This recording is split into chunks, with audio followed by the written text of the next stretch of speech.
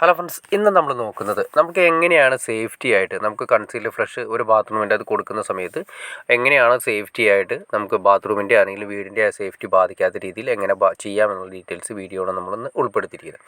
അപ്പോൾ നിങ്ങൾ കാണുന്ന പോലെ ചെറിയൊരു കോമൺ ബാത്റൂമാണ് വരുന്നത്. ആ ബാത്റൂമിൻ്റെ അകത്ത് നമുക്ക് ഒരു കൺസീൽഡ് ഫ്ലഷ് ആണ് നമ്മൾ ഉദ്ദേശിക്കുന്നത്. കൺസീൽഡ് ചെയ്യുന്ന സമയത്ത് നമ്മൾ കൺസീൽഡ് ചെയ്യുന്നത് പ്രൊജക്ഷൻ ടൈപ്പിലാണ് ചെയ്യാൻ ഉദ്ദേശിക്കുന്നത്.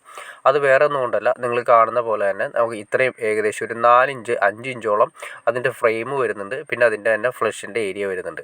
അപ്പോൾ അത്രയും ഭാഗം നമ്മൾ ഈ പറയുന്ന ലെവലിൽ അതിൻ്റെ ഔട്ട്ലെറ്റും പോകുന്നത് 4 ഇഞ്ച് പൈപ്പാണ് ഏറ്റവും താഴെ നിങ്ങൾക്ക് കാണാൻ സാധിക്കും.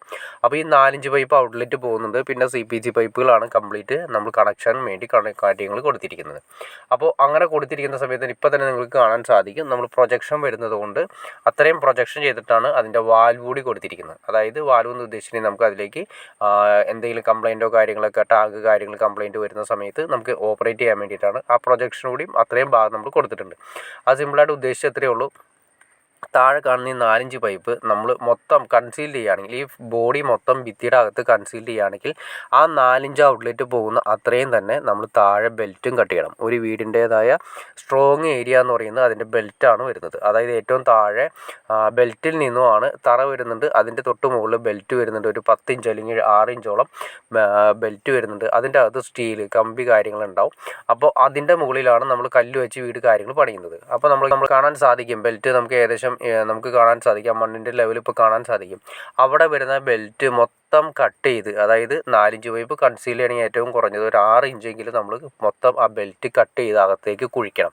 അപ്പോൾ അത്രയും കട്ട് ചെയ്യുന്ന സമയത്ത് അതിൻ്റെ അകത്ത് വരുന്ന സ്റ്റീൽ കമ്പി കാര്യങ്ങൾ കംപ്ലീറ്റ് കട്ടായി പോകും.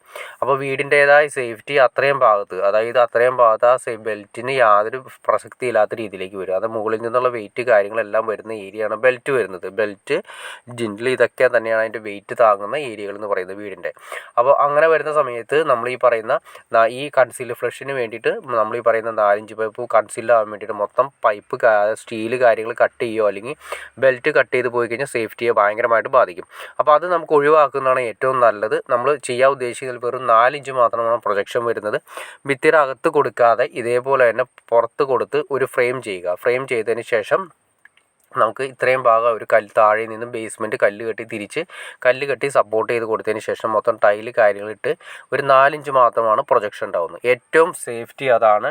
കൺസീൽഡ് ഫ്ലഷ് ചെയ്യുന്ന സമയത്ത് ഏറ്റവും സേഫ്റ്റി ആയിട്ട് ചെയ്യുന്നതും നമ്മുടെ വീടിനെ ബാധിക്കാത്ത രീതിയിൽ ചെയ്യാനായിട്ട് ഏറ്റവും നല്ലത് അത് തന്നെയാണ്.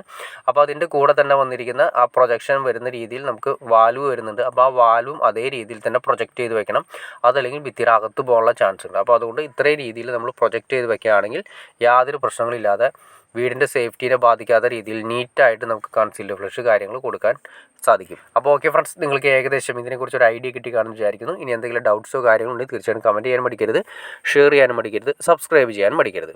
സബ്സ്ക്രൈബ് ചെയ്താൽ മാത്രമേ ചാനലും സബ്സ്ക്രൈബ് ചെയ്താൽ മാത്രമേ നമുക്ക് ഇതുപോലുള്ള ഇൻഫർമേറ്റീവായ വീഡിയോസ് ചെയ്യാനുള്ള ഒരു മോട്ടിവേഷൻ ലഭിക്കുള്ളൂ. അപ്പോൾ തീർച്ചയായിട്ടും ചാനൽ ഒന്ന് സബ്സ്ക്രൈബ് കൂടി ചെയ്തേക്കുക. ഓക്കെ ഫ്രണ്ട്സ്, അടുത്ത വീഡിയോയിൽ കാണുന്നവരെ ഓക്കെ.